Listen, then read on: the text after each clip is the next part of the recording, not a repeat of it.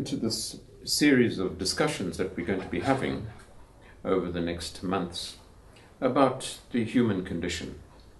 And of course, primarily what we're going to be talking about is the whole question, the whole conundrum, the whole Gordian knot of relationships. It would seem to me that that is possibly one of the most important reasons as to why we're actually here, is to experience the difficulties, the joys, the pain, the magnificence of the whole question of human relationship.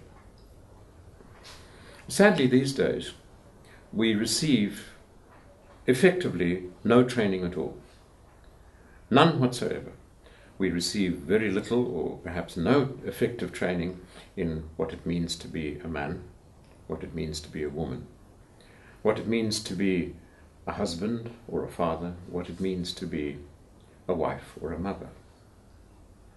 And the whole process then tends to be more abusive than it does joyful. Are there aspects of joy in our relationships right now? Yes, of course there are. There are many times when we feel marvelous about ourselves and about our partners. But sadly, I have an idea that for too many of us, all of us, no, never all of us, but that for too many of us, these moments are fleeting and they don't last for very long. What has bothered me for years now, and it's 20 years that I've been doing this work, is why is this so? And of course, it all goes back to the prime relationship, the relationship with ourselves. Because if that is not in some kind of good condition, if that is not effective, if that is not operating at, as close as it can be to optimum, can it always be at optimum? No, that doesn't seem to be available to us as human beings either. This question of perfection is a mirage. And it's one we can pursue, but it remains a mirage. And we're not likely to ever get there. So why is this so?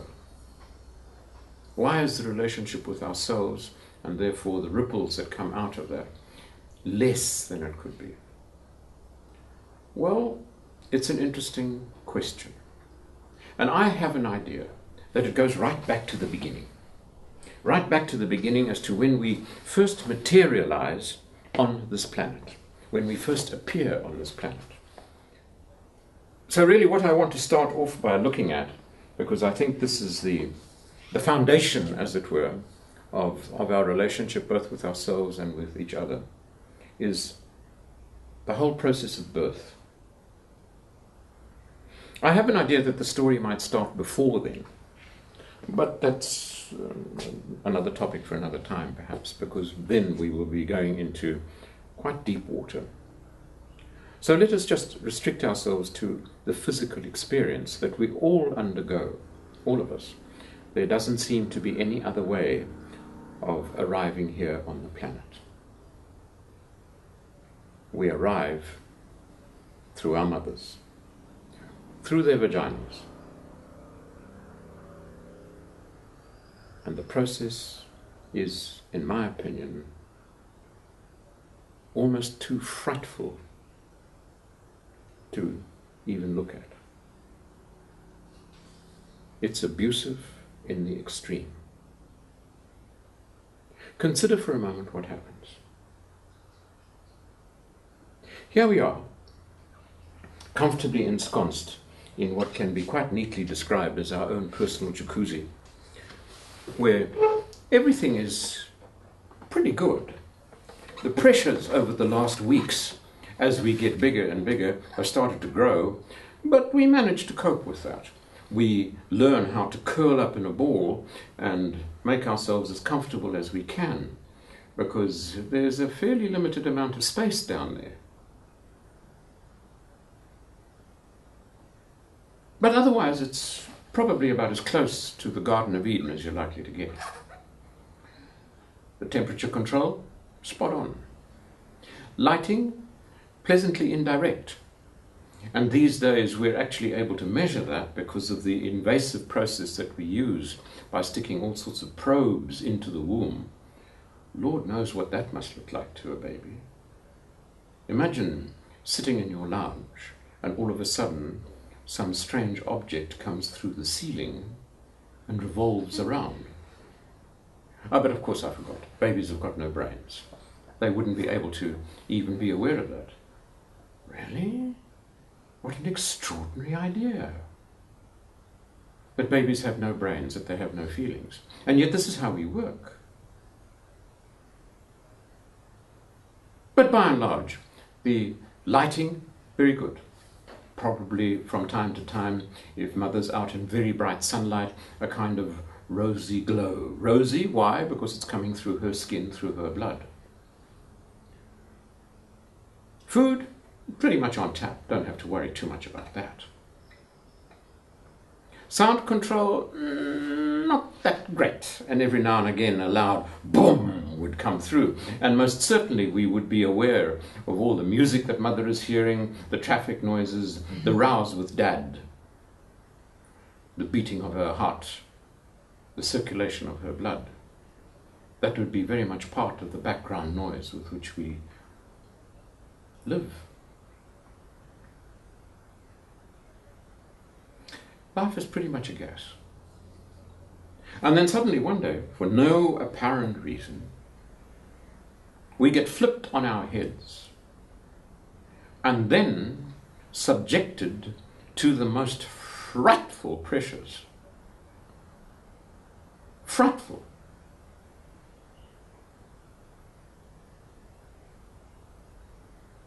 We cannot even begin to imagine what this must feel like to the child. But of course I forgot. How silly of me. Babies have no feelings. They wouldn't be aware of that. Really? Let me put you in a bag and then by some means slowly tighten that bag so that it forces you into a shape.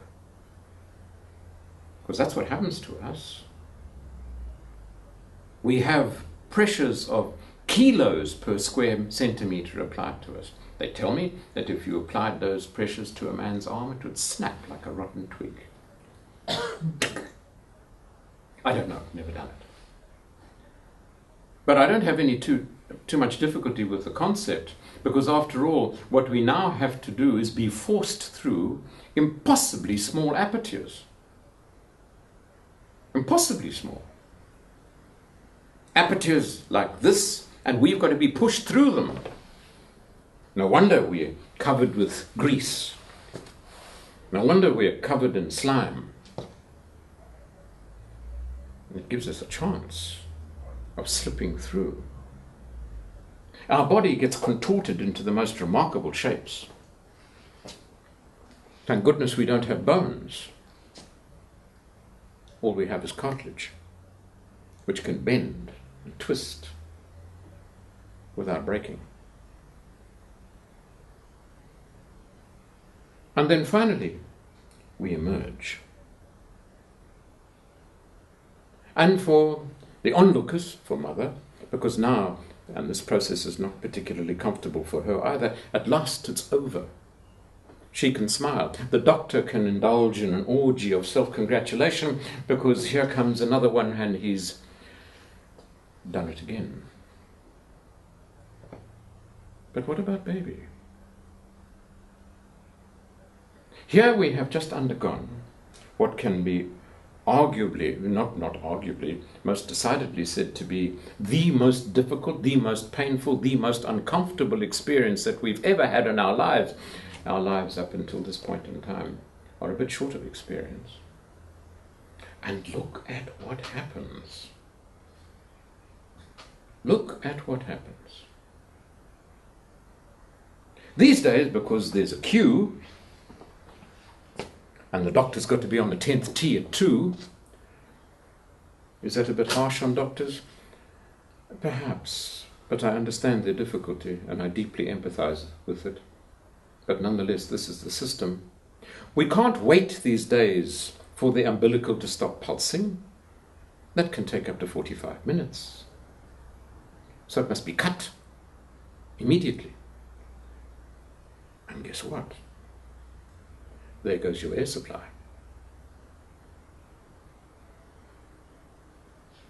Picture a deep-sea diver. Cut his hose. He too will scream in terror. And if that doesn't work, if baby doesn't scream in terror because here he is being cut off from his air supply, then what do?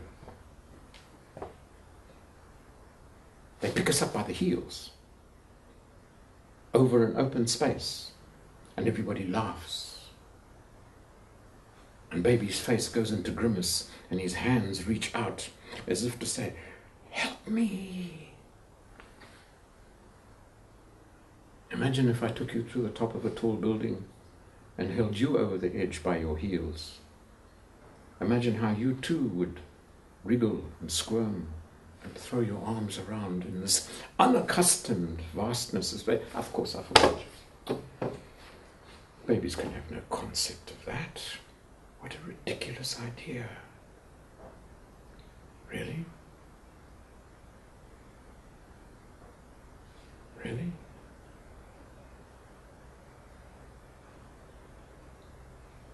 And of course, if that doesn't work, if that doesn't open our lungs, they assault us. Oh, it's just a light tap on the buttocks. That's it. But baby's never experienced anything like that in its life.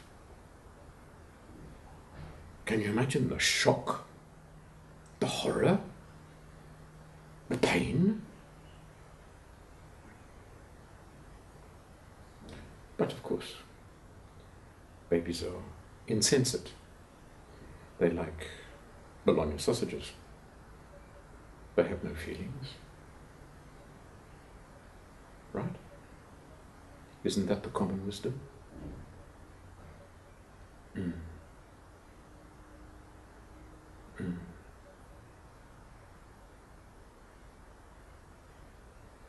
And of course, what have we also been subjected to?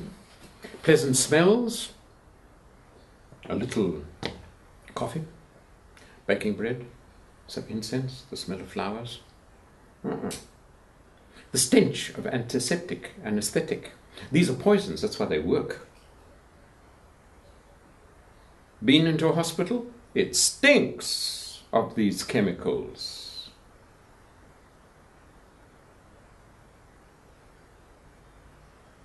Pleasant noise, a little Mozart, a little jazz, some sounds to soothe the soul. Because no doubt mother has played music to us if she's really one of these up-and-coming mothers and knows what it's about. She's been playing music to us, and now all of a sudden we come into this world of people talking and shouting, and a world that's peopled by green-masked monsters.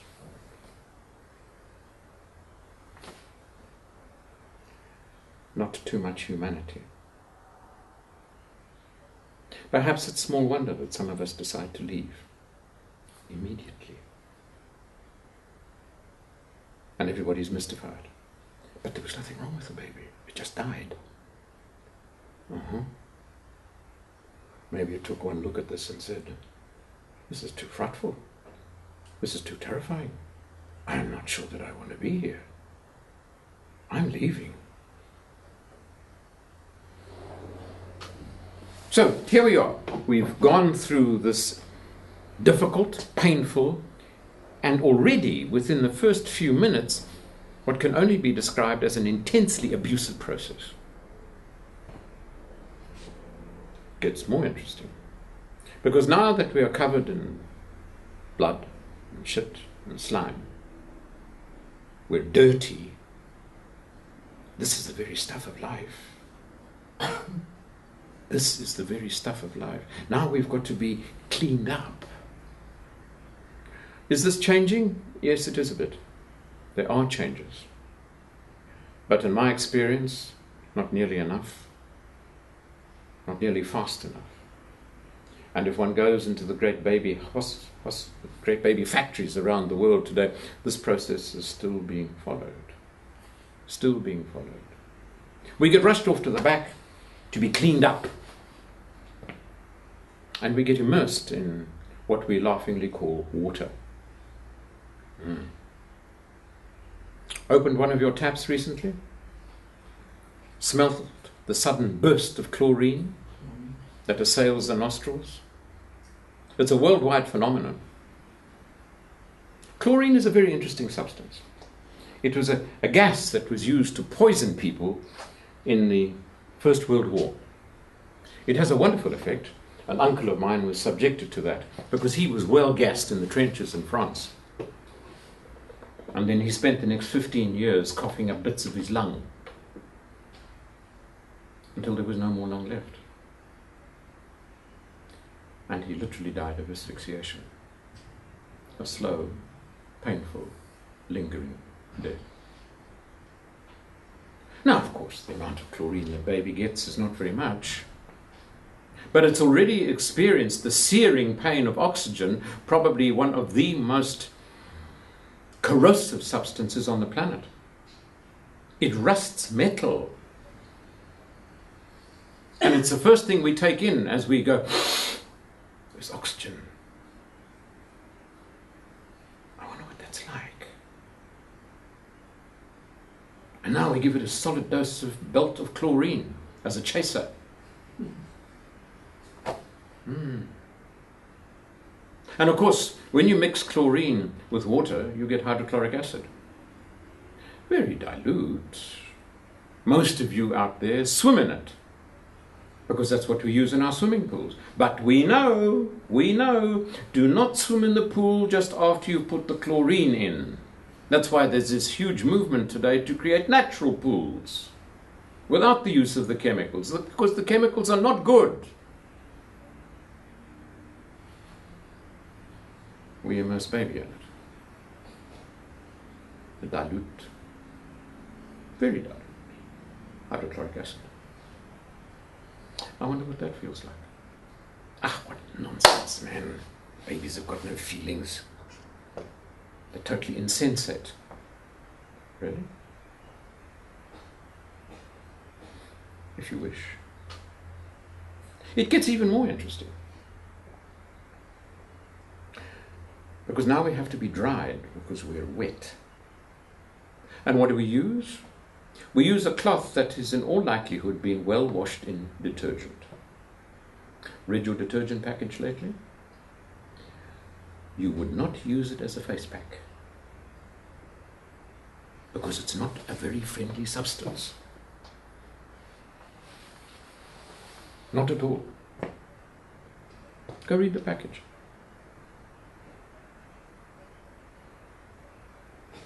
Now, we all know that detergent makes cloth hard.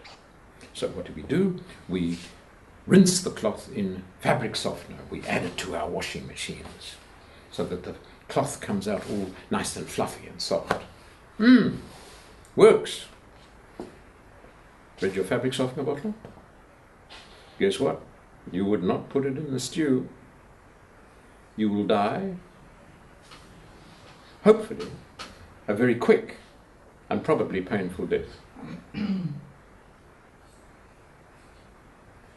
So here we take baby, just arrived on the planet, with all its senses out there in this extraordinary pace, whereas so far all it's experienced is pain and discomfort and not much else.